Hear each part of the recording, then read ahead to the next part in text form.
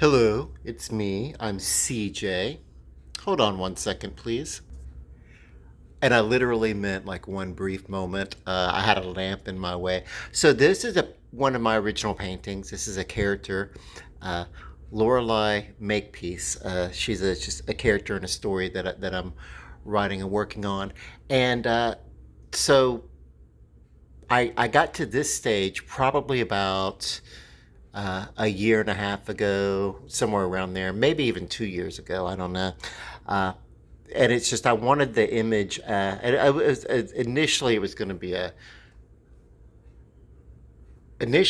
to be the cover uh, of a book, but and I'll probably still do the story, but it's turned into something else. This particular picture, but it started out being a character detail.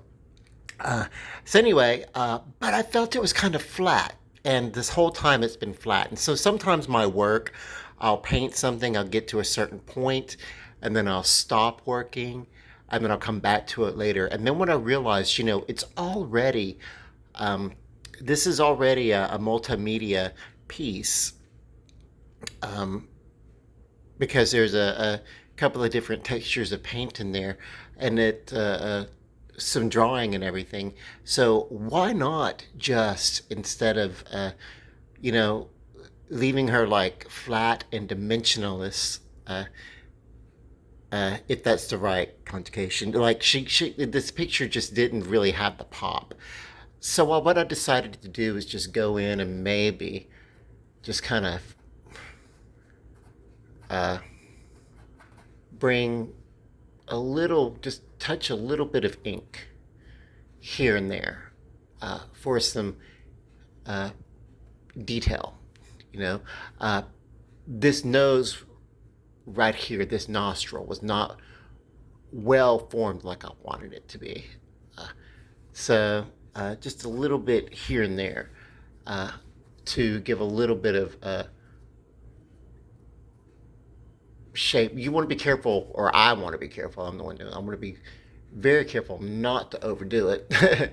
But yeah, and then kind of give a little bit of a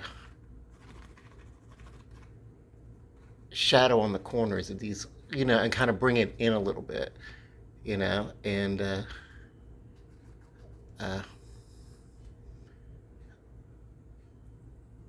kind of what I should say, uh, kind of close it in, uh, give a little detail and shadow and dimension and shape, so it doesn't look like some that I just put like a smack of, and then yeah, uh, I still feel like maybe I went a little bit too big with it, but I can close it in, and I can make it look more like she's got makeup over the lip, and so I can draw the lip line inside of the makeup. I guess that's kind of the effect I can sort of be working with here. But yeah, that's kind of cool. And then we're going to look at this. You don't look at a picture way up close, you look at it from a distance. Uh, the flowers that she's holding, maybe put a little bit more shadowing and vining going off in the leaves. The veins of a leaf. Which I've always likened to veins in a human body, and then some of the uh,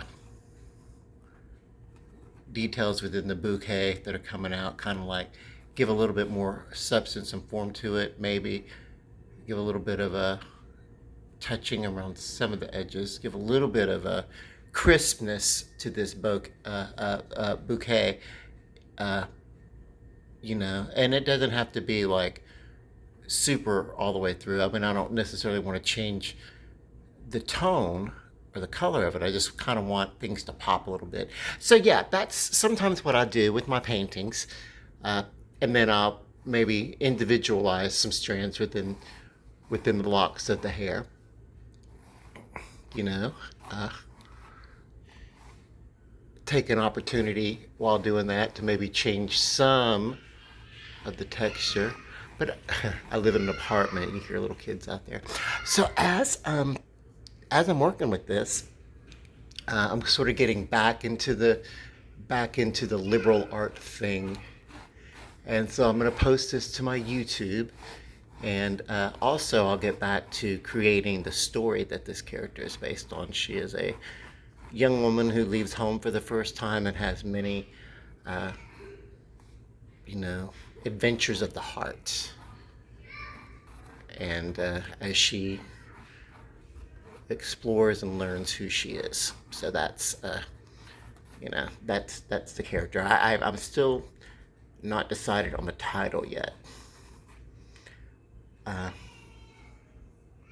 but yeah, okay. So, and without this, let me tell you, without some of this, um, she wasn't just the. It was very harsh.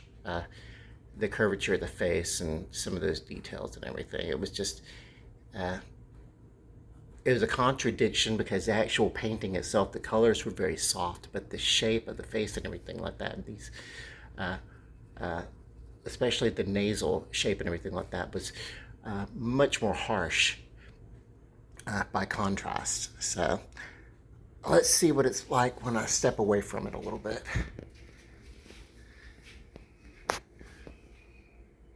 Yeah, it's looking a little bit more human.